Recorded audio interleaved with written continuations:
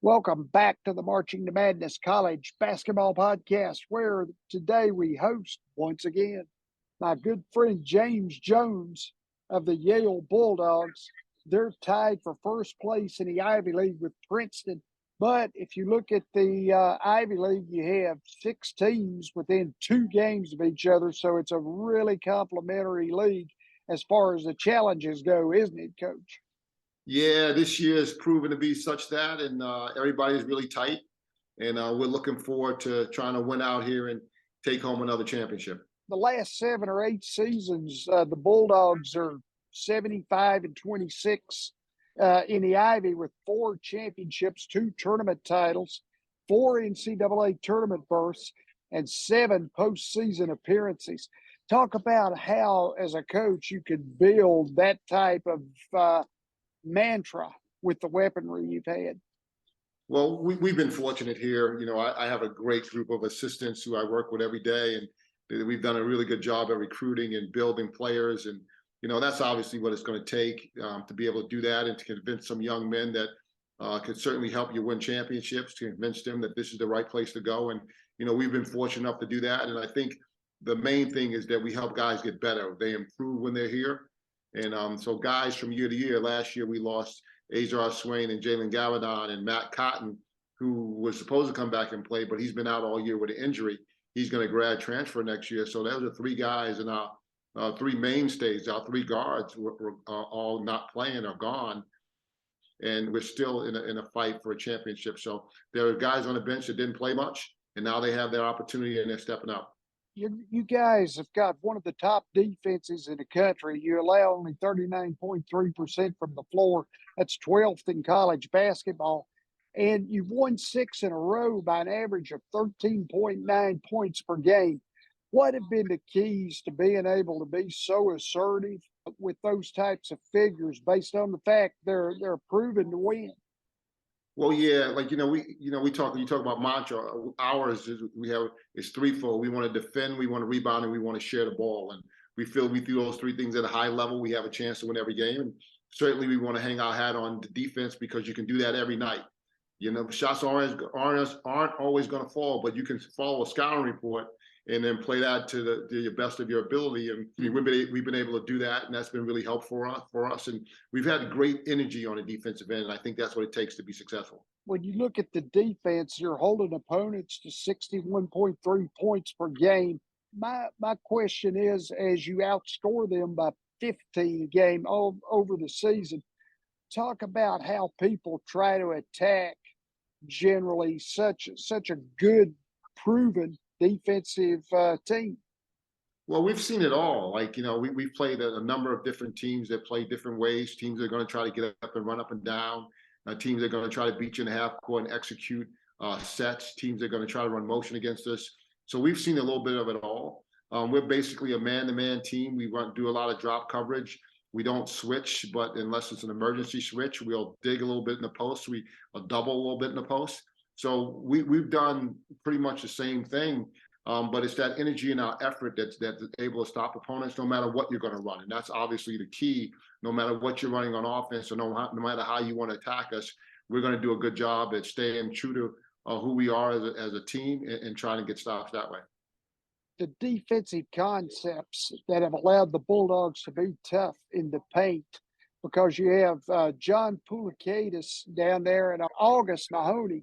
How are they not only part of the defensive structure, but part of the offensive structure as well? Well, those 2 guys are really great shooters, and I wouldn't say they're the most athletic guards in the country, but we help each other out. We know that we're going to have some limitations physically against some of the opponents that we have. So we're a gap defensive team, and we help them recover. And our guys understand what their jobs are, and they go out and they work to the best of their abilities. And on the offensive end, like I said, they're 2 great sharpshooters that you can't leave open.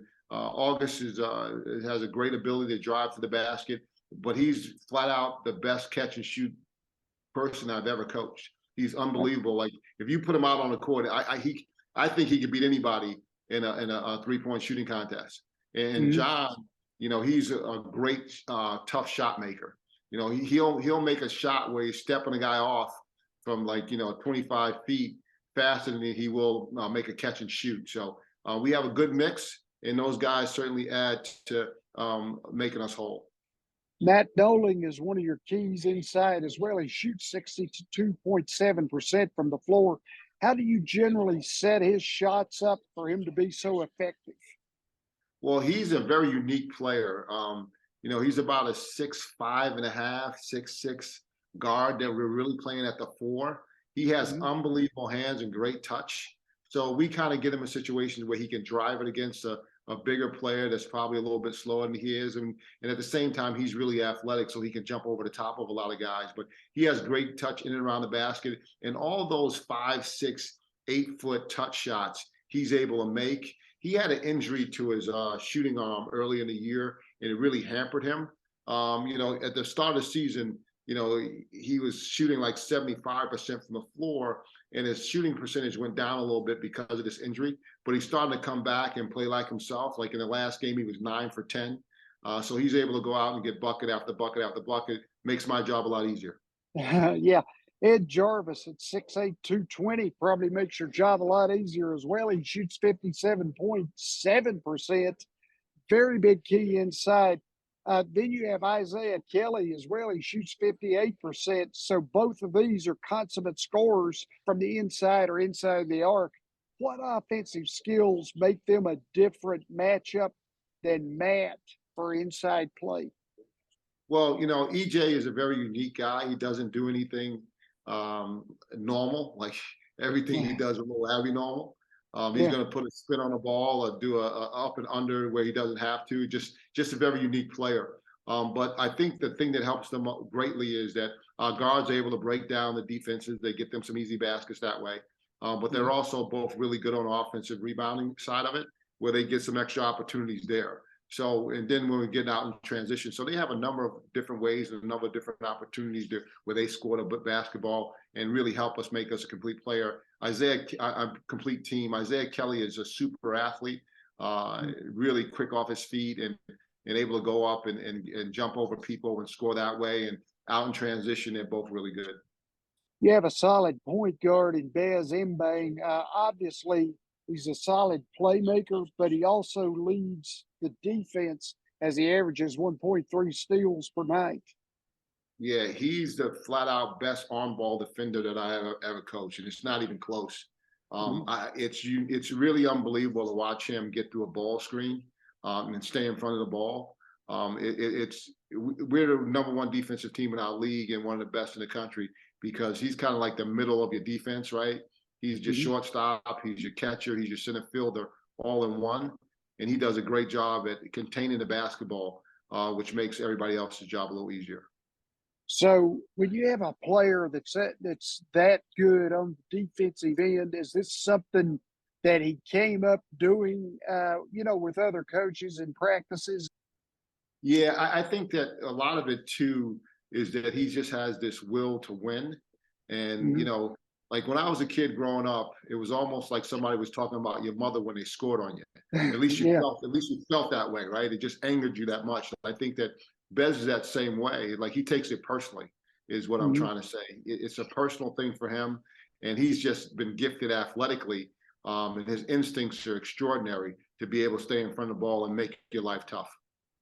Thought it was interesting how you're probably known through basketball circles or in the Ivy League for your 2-point game, but you guys set a school record with 18 3-pointers in a game against Howard earlier this season. Yeah, they decided to play a zone for 40 minutes, and we kind of lit that one up. We had one of those days where everything was falling. We've had a couple of games where we had made 14 threes, but 18 is a ridiculous number. And, throughout the year, you're going to have probably a third of your games where you shoot the ball or play better than you normally do. A third of the games are going to play about how you are average-wise. And then a third, you're going to be under your average. And, you got to be able to be good enough to win when you're under your average. Coach, your next matchup comes on Friday night. You have the Penn Quakers in Palestra. Jordan Dingle averages 24 points a game for them, 37% 3-point shooter for Pennsylvania. How do you use your defense to match up against solid scorers like Jordan Dingle? Well, here's the thing. Jordan Dingle is flat out the best scorer in our league, and maybe the best scorer that I've seen in a long time at this level. Mhm. He certainly is. He's certainly going to get paid to play basketball. You know, he's a Damian Lillard type guard where he can just go get a bucket, and he's really shooting the ball well from the arc. That being said, our answer for every guard that's really good is my man Bez Imbe, to Mhm. try to slow him down. And that's his job every night. Bez's job that is every night to get in front and make it hard. And then everybody else has got to be aware of where Jordan Dingle is. You just can't let him get open shots, because if he does, he's just gonna crush your defense. Defensively, we talked about your team, but you lead the Ivy League in 6 of the 21 defensive categories that are on sportsreference.com when they talk about college basketball. In addition to the lower shooting percentages, I thought it was interesting that you limit shot selection, 55.9 attempts per game. Well, you know, some of that's going to be tempo, but the other part of it is just playing tough, being hard nosed, and making everybody's life tough, and then turning them over a little bit where you can have some of those opportunities, and then limiting their offensive rebounds. So if you can turn them over, limit their offensive rebounds, and make every shot from tough, you got a chance to limit those shots going up. Last thing, Coach, we mentioned your stats there, and I'll go over them again. The last 7 or 8 seasons, Yale is 75 and 26 in the Ivy, 4 championships, 2 tournament titles, and 4 NCAA tournament berths with 7 postseason appearances. How is the success that you guys have had? How is that a confidence builder for your team and in your program? Well, I think that success breeds success. I think that, you know, the fact that we've done what we've done, our guys have a great belief in our system. So I think that when you're coaching, the most important thing is to have the young men in your stead believe in what you're doing and Mhm. having buy-in. If they're going to buy into what you're doing, it's going to be a lot easier to be successful. You know, if there's one way we're doing things as opposed to 15 ways we're doing things, you got a much better chance.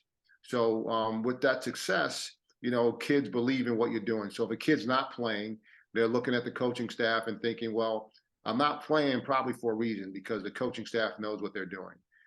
So there are less questions that you have to answer that way. There are less questions you have to answer in terms of what you're going to do. So that success is continue to breed itself.